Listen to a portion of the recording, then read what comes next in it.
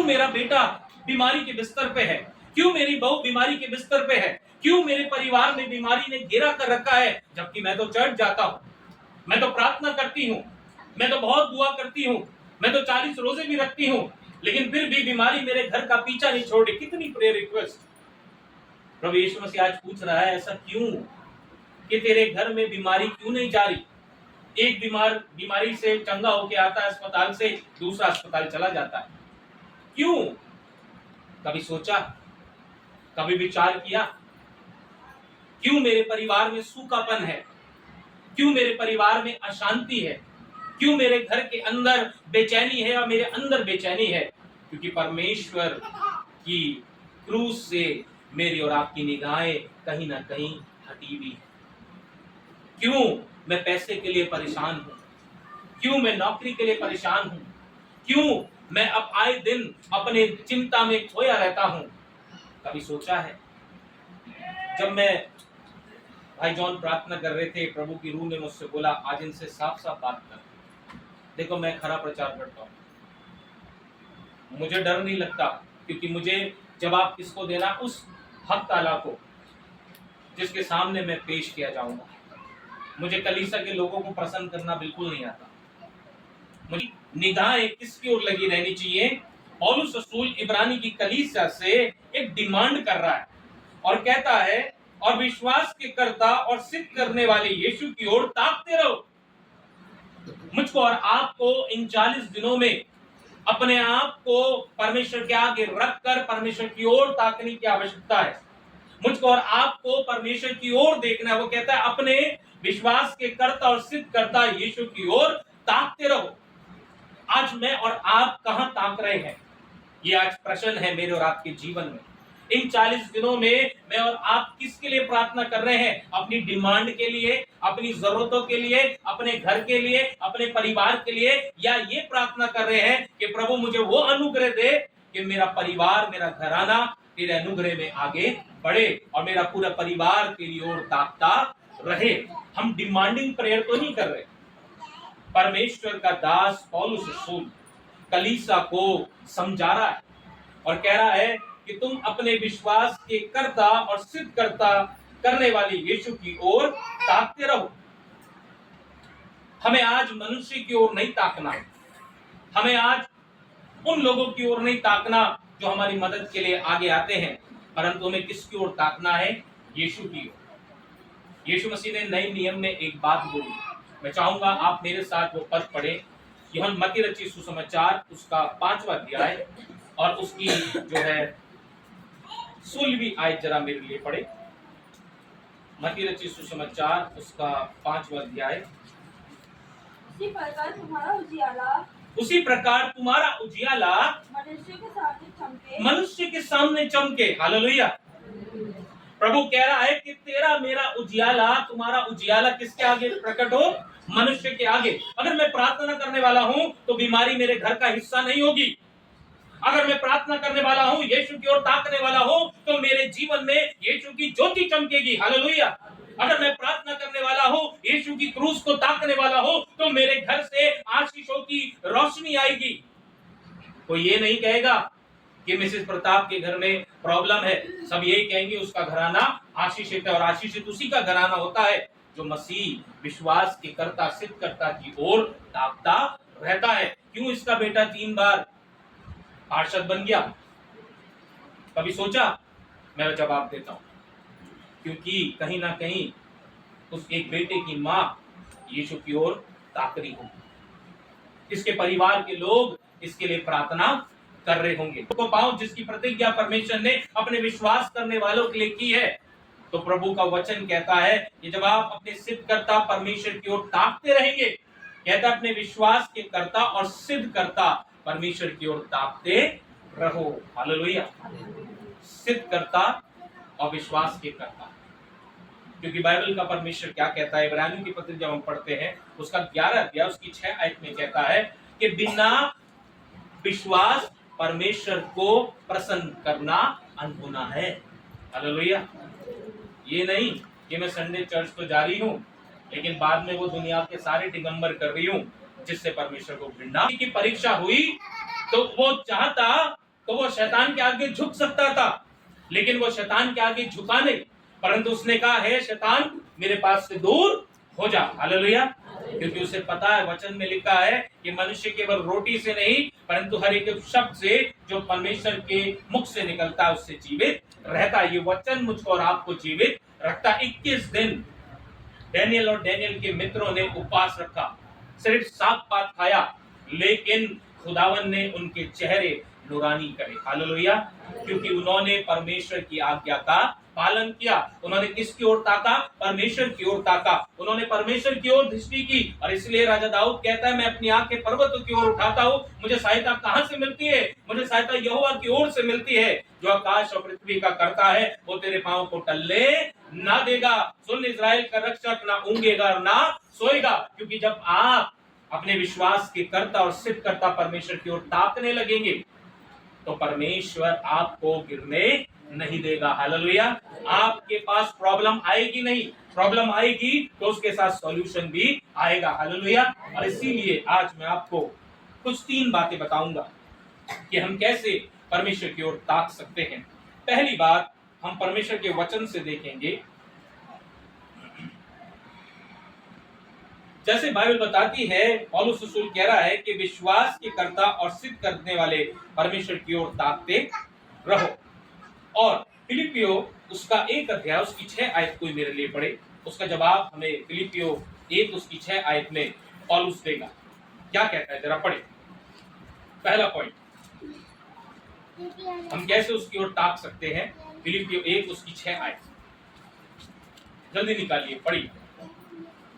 मुझे इस बात का भरोसा है, मुझे इस बात का भरोसा है कि जिसने तुम में अच्छा काम आरंभ किया, जिसने तुम में अच्छा काम आरंभ किया, अर्थात विश्वास के कर्ता सिद्ध करता परमेश्वर ने जो अच्छी चीज आपके अंदर आरंभ करी है, वही उसे यीशु मसीह के दिन तक पूरा करेगा। मैं बताना चाहता हूं, जिस परिवार ने यीशु मसीह को पूर्ण तरह से ग्रहण किया, अपना जीवन पूरी तरह से यीशु मसीह को समर्पित कर दिया और कभी पीछे नहीं हटा, उसका परिवार, उसकी आने वाली पीढ़ी सदैव आशीषित रहेगी। Hallelujah, hallelujah. और खुदावन का कलाम कह रहा है कि जिसने अच्छा काम आरंभ किया है वो यीशु मसीह के आगमन तक उसे पूरा भी करेगा। अब मैं चला जाऊंगा लेकिन मेरी पीढ़ी उस आशीषों को भोगती चली जाएगी। आप चले जाएंगे लेकिन उन मेरी और आपकी पीढ़ी उन आशीषों को भोगती चली जाएगी। क्योंकि जिसके पीछे हम चले, जिसको हम ताकते रहे, उसकी आशीष हमारी पीढ़ी दर पीढ़ी बढ़ती रहेगी, चलती रहेगी। इसीलिए प्रभु मुझसे और आपसे डिमांड करता है कि जब एक बार तू मेरी बेटी विश्वास में आ गई तो तुझे पीछे नहीं हटना। चाहे तुझे तेरे बेटे की शादी कैसे भी क्रिश्चियन तरीके से करानी है, उन चीजों से नहीं करानी जो चीजें देखेंगे। प्रभु का कलाम क्या कहता है, प्रभु का वचन क्या कहता है। जब हम प्रभु के कलाम को पढ़ते हैं और समझने की कोशिश करते हैं तो परमेश्वर के वचन में इजराइलियों ने एक काम किया जो कि परमेश्वर को कदाचित नहीं भाया। मेरे साथ निकालें इफिसियों की पत्री उसका 3 अध्याय, इफिसियों की पत्री उसका 3 अध्याय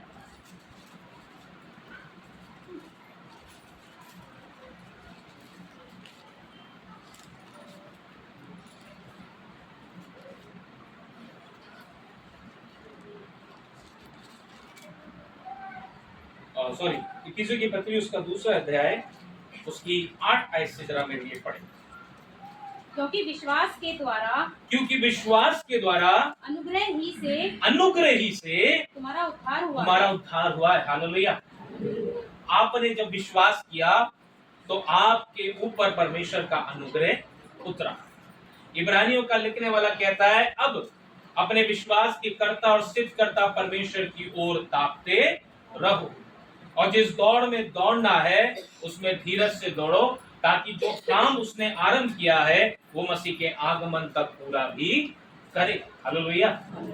प्रभु का वचन कहता है कि तुमने विश्वास के द्वारा अनुग्रह से उद्धार पाया है और और यह तुम्हारी ओर से नहीं, ये तुम्हारी ओर से नहीं, वरन परमेश्वर का दान है। वरन परमेश्वर का दान है। मुझको और आपको यीशु मसीह ने अपना उद्धार एक दान के रूप में दिया है। बिना बलि पाप की क्षमा नहीं है।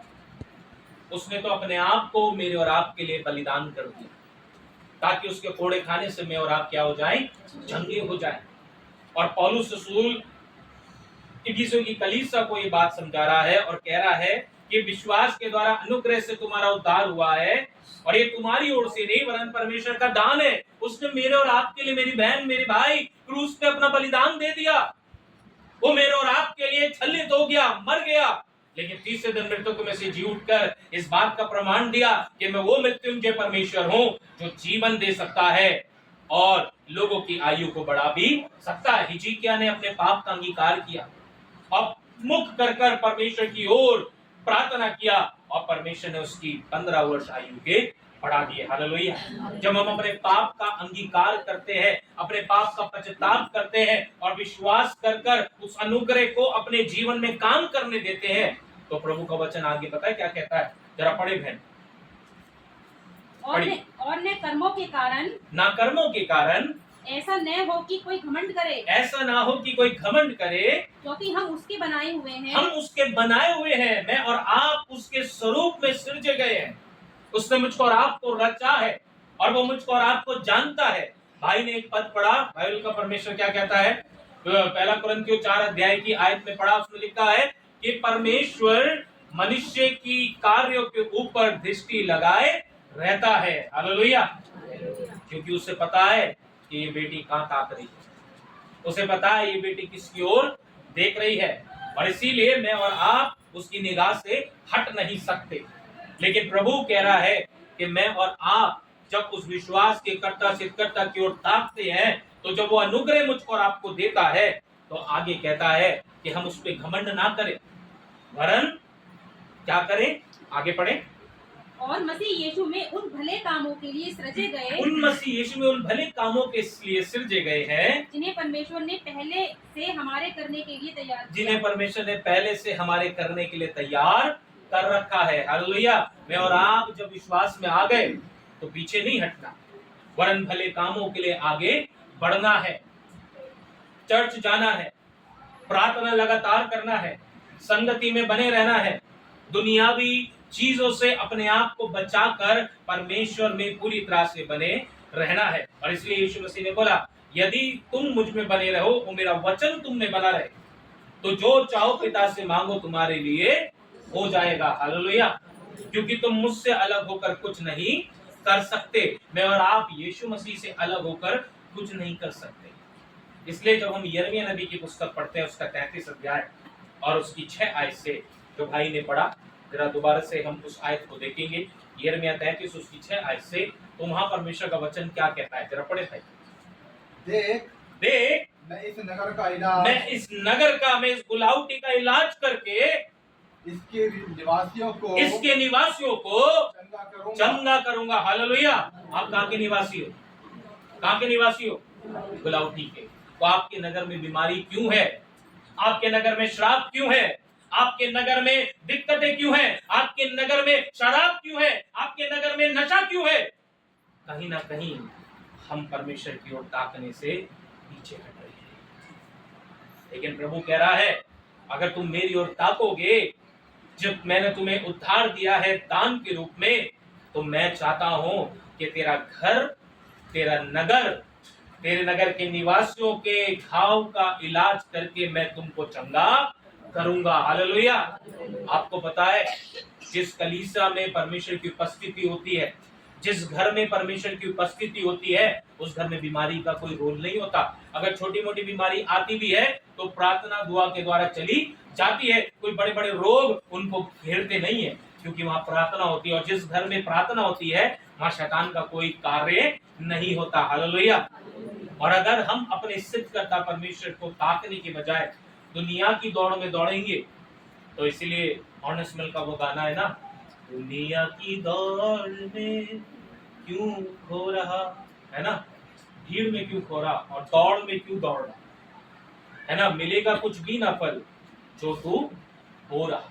आज दुनिया को खुश करने के लिए, रिश्तेदारों को खुश करने के लिए, पड़ोसियों को खुश करने के लिए अगर हम अपनी आने वाली पीढ़ी के लिए श्राप को ले रहे हैं, इसका मतलब हम अपने परमेश्वर से हट रहे हैं। जो आशीष देता है उसको आशीष लेने में टाइम नहीं लगता। बाइबल का खुदा पता है क्या कहता है, आगे जब हम पढ़ेंगे यिर्मयाह 33 जरा पढ़े भैया।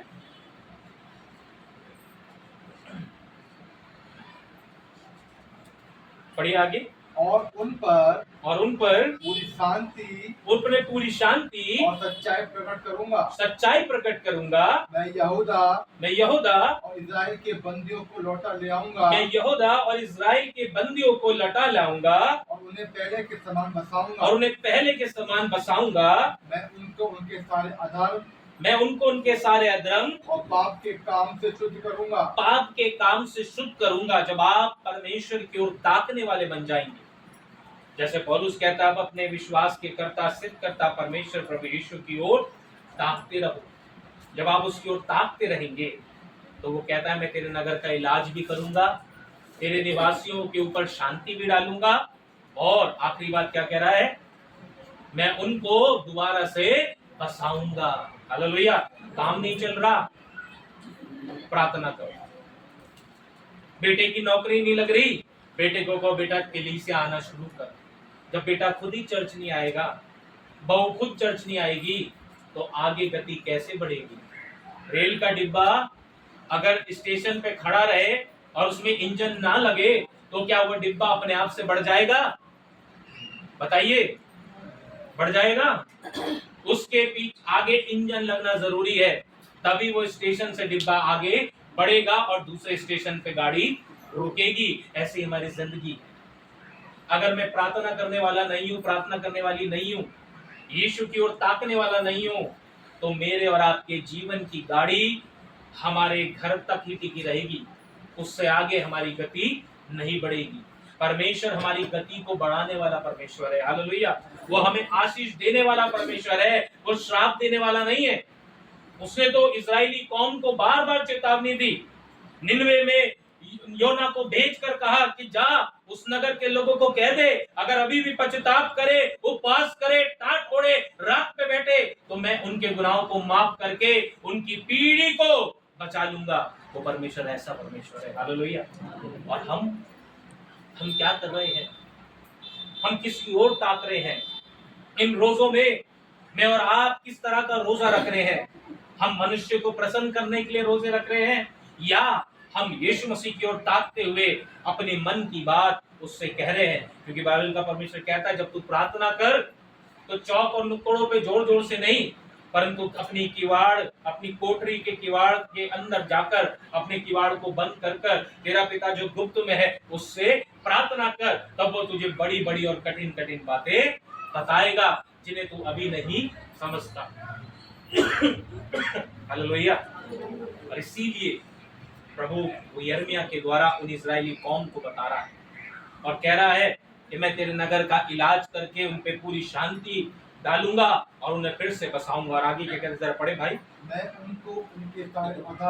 उनको उनके सारे अधर्म और पाप के काम उनके शुद्ध करूंगा। जो अधर्म हो गया है, जो यीशु मसीह के पीछे ताकने के बजाय हमने दुनिया के पीछे ताका, और जो अधर्म हमसे हो गया, प्रभु कह रहा है अगर मेरे ओर दोबारा ताकेगी तो मैं तेरे अधर्म को क्षमा कर दूंगा। और जो उन्होंने मेरे विरोध किए हैं और उन्होंने जितने अधर्म और अपराध के काम मेरे विरुद्ध किए हैं, उन सबको मैं क्षमा करूंगा। वो फॉरगिवनेस वाला गॉड है। इसलिए जब लोग उसे क्रूस पे चढ़ा रहे हैं, वो कह रहा है पिता इन्हें क्षमा कर, क्योंकि ये नहीं जानते क्या कर रहे हैं। आपको पता है परमेश्वर हमें मौका देता है, मौका। और जब हमें मौका मिलता है और हम उस मौके को चूक जाते हैं, तो हमारी लाइफ में दोबारा से वो मौका नहीं आता। इसलिए किसी बड़े दार्शनिक ने कहा, life gives only one golden chance. जीवन में हर एक इंसान को एक गोल्डन चांस मिलता है, या तो वो अपने जीवन को संवार ले या अपने जीवन को बिगाड़ ले। इसलिए परमेश्वर मुझको और आपको भी मौका देता है कि मैं और आप अपने जीवन में उस अपॉर्चुनिटी को, यीशु मसीह के पीछे ताकने वाली उस स्थिति को अपना ले, ताकि परमेश्वर ने जो मेरे और आपके लिए आशीष रखी है हम उसके वारिस बन जाएं। इसीलिए परमेश्वर का वचन आगे क्या कहता है, जब हम पढ़ते हैं प्रभु के वचन को, तो खुदा का कलाम मुझको और आपको और भी बातें बताता है। और प्रभु का कलाम कहता है, मेरे साथ निकाले यशायाह नबी की पुस्तक, उसका 53 अध्याय और उसकी 5 आयत। यशायाह 53 उसकी 5 आयत चला कोई पढ़े और कोई निकाल के रखिए। मत्ती रचित सुसमाचार उसका 14 अध्याय और उसकी 28 और 31 आयत। मत्ती 14 उसकी 28 और 31 आयत पढ़िए। परंतु वे हमारे ही अपराधों के कारण घायल किया गया, वे हमारे अधर्म के कामों के कारण कुचला गया, हमारी ही शांति के लिए उस पर ताड़ना भी पड़ी। हालेलुया। यीशु ने मेरे और आपके लिए दुख उठाया मेरी बहन, यीशु ने मेरे और आपके लिए दुख उठाया मेरे भाई, ताकि मैं और आप जो अधर्म के पाप में पड़े हुए थे, उस पाप से वो मुझको और आपको आजाद कर कर जीवन के अंदर प्रवेश कराया। हालेलुया। और इसलिए उसने जीवन के अंदर प्रवेश भी कराया। मत्ती रचित सुसमाचार 14 अध्याय और उसकी 28 और 31 आयत को जरा पढ़िए जिस किसी को मिलता है। पतरस ने उसको उत्तर दिया, हे प्रभु, यदि तू ही है तो मुझे अपने पास पानी पर चला। पतरस ने उससे क्वेश्चन किया, अगर तू है तो मुझे भी आज्ञा दे पानी पे चला। पतरस ने डाउट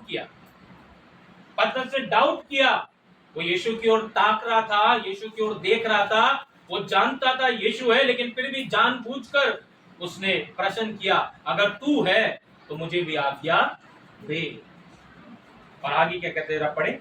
यीशु ने तुरंत हाथ बढ़ाकर उसे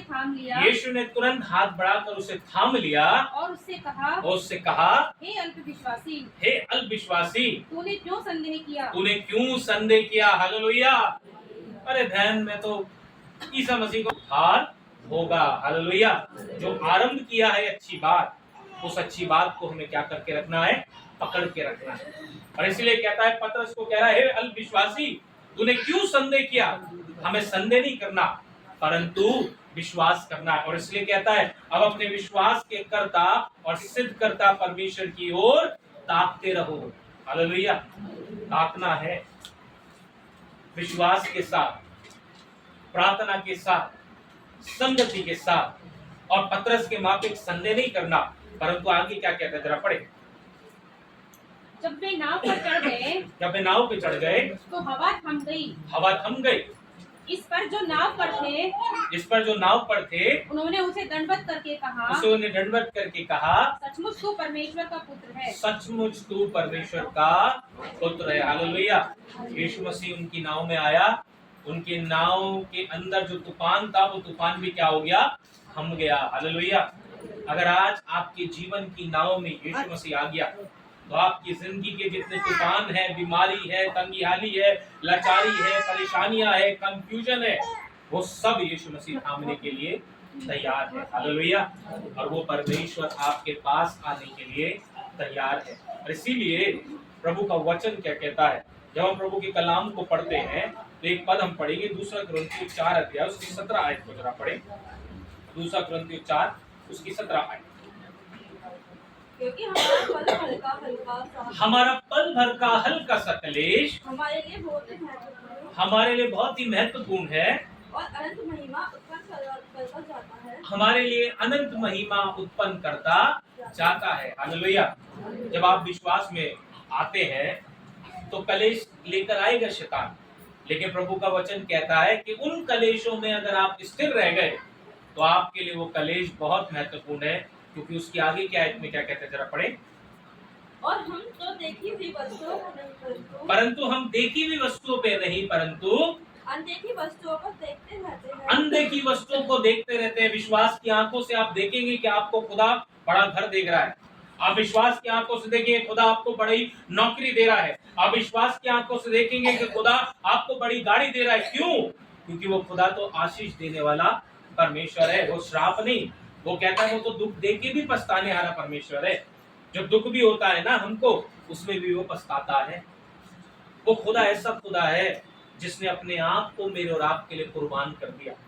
अब बाइबल का परमेश्वर कहता है जिसने अपने आप को दास का रूप धारण किया और दास का रूप धारण कर कर क्रूस की मृत्यु सहली। हाँ, क्रूस की मृत्यु, उसने मेरे और आपके लिए क्रूस की मृत्यु सहली, जिसके कारण मैं और आप जिस दुख में जाने थे उस दुख से बच जाए। मैं आपको एक व्यक्ति की कहानी बताना चाहता हूं। जब डॉक्टर डीजीएस दिनाकरण ने प्रभु को ग्रहण किया, एक ब्राह्मण परिवार से, एक नॉन क्रिश्चियन बैकग्राउंड से उन्होंने जब यीशु मसीह को ग्रहण किया तो उनके जीवन में बहुत कठिनाई आई। वो अपने मामा के घर में पढ़ते थे और जब उन्होंने विश्वास किया तो उनकी, जब मैं जीवनी पढ़ रहा था तो उनके मामा जिस स्कूल में उन्होंने हाई स्कूल की परीक्षा लिखी, उसी स्कूल के हेडमास्टर उनके मामा थे। और उनकी फाइनल एग्जाम की कॉपियां चेक होने के लिए उनके मामा के पास आई। एक दिन शाम को डीजीएस दिनाकरण के मामू ने उनको अपने घर बुलाया और उनसे बोला कि तुम्हारी कॉपी मेरे पास जचने के लिए आई है, चेक करने के लिए आई है, तुम क्या चाहते हो, मैं तुम्हें कितने अंक दूं? डीजीएस दिनाकरण ने सीना तान कर बोला, जैसा मैंने काम किया है आप उसके अनुसार मुझको अंक देना, बाकी मेरा परमेश्वर मुझ पर अपना अनुग्रह करेगा। जब उनके मामा ने ये बात सुनी, उन्होंने चेक किया और उनके नंबर पूरे स्कूल में सबसे ज्यादा टॉपर पे थे। हालेलुया। उसके बाद उन्होंने सरकारी एग्जाम लिखा। सरकारी एग्जाम लिखकर उन्होंने बैंक की नौकरी प्राप्त करी। लेकिन कैसे? उनका जीवन घुटनों का जीवन, प्रार्थना का जीवन। उस व्यक्ति ने अपनी लाइफ में कभी भी यीशु मसीह को त्यागा नहीं। एक बार जब पकड़ा थामा तो उसके पीछे चलता रहा। उनकी मीटिंग में कई हजारों की तादाद में लोग आते और चंगाई पाते। जब उन्होंने प्रभु की पूरी कॉल को समझा कि अब तुझे बैंक मैनेजर की नौकरी नहीं करनी, तुझे अब मेरी सेवा करनी है, तो उन्होंने प्रभु की सेवा करने का बेड़ा जब उठाया तो उन्होंने अपने लिए कुछ नहीं रखा। जिस सरकारी कोठी में वो रहते थे वो कोठी भी उन्होंने दे दी। उन्होंने वीआरएस अपनी नौकरी से ले ली और उन्होंने प्रभु की सेवा आरंभ किया। He was the first man, Indian evangelical and healer who became a very peculiar crusade preacher, जिसने बैनिंग जैसे व्यक्ति ने उनका इंटरव्यू लिया। बैनिंग जैसे व्यक्ति ने डीजीएस दिनाकरण का इंटरव्यू लिया और कहा, डॉक्टर डीजीएस दिनाकरण, आपको किस चीज ने विवश किया कि आप प्रभु की सेवा करें? उन्होंने ये दो ही शब्दों में बात को खत्म किया। कहा, जिसने मुझे बुलाया है उसकी मैं अपनी आखिरी सांस तक उसके प्रति विश्वास योग्य रहूंगा। और आज आप देख सकते हैं डॉक्टर पॉल दिनाकरण, उनका बेटा, उनकी पोते, उनकी नाती, उनकी पीढ़ी जिसने यीशु की ओर ताका, आज उनका पूरा परिवार, पूरा घराना प्रभु की सेवा कर रहा है। तो अपने विश्वास के करता सिद्ध करता परमेश्वर की ओर ताकना है। बाइबल पढ़नी नहीं आती, नो प्रॉब्लम, आप अपने घर के बच्चों से बाइबल पढ़वाओ और उनसे कहो, बेटा आओ मिलके हम प्रार्थना करें। आपको वचन नहीं समझ में आता, आप अपने पासबान से पूछो। आपको कोई बात में प्रॉब्लम है, आप अपने पासबान से यहाँ जो ज्ञानी है उनसे पूछो। तो आप अपने विश्वास में आगे बढ़ते चले जाओ, क्योंकि जो अच्छा काम उसने आरंभ किया है वो अंत तक उसे पूरा करना भी जानता है। हालेलुया। इन दिनों जब आपने उपवास रखे हैं, प्रार्थना कर रहे हैं, तो परमेश्वर चाहता है कि आप उसकी ओर ताकें। आप उसकी ओर ताकें जिसने आपके लिए, मेरे लिए अपने आप को कुर्बान कर दिया और क्रूस का दुख सह लिया, ताकि उसके कोड़े खाने से मैं और आप क्या हो जाए? चंगे हो जाए। उसने मेरे और आपके लिए बलिदान दिया। वो चाहता तो वो कुछ भी कह सकता था, उसका कॉन्ट्रैक्ट शैतान से हो सकता था, लेकिन उसने ऐसा नहीं किया, क्योंकि उसके पिता ने उसको किस मकसद के लिए भेजा? कहा, तू जा और मेरी भेड़ को चरा, क्योंकि मेरी भेड़ें भटक गई हैं।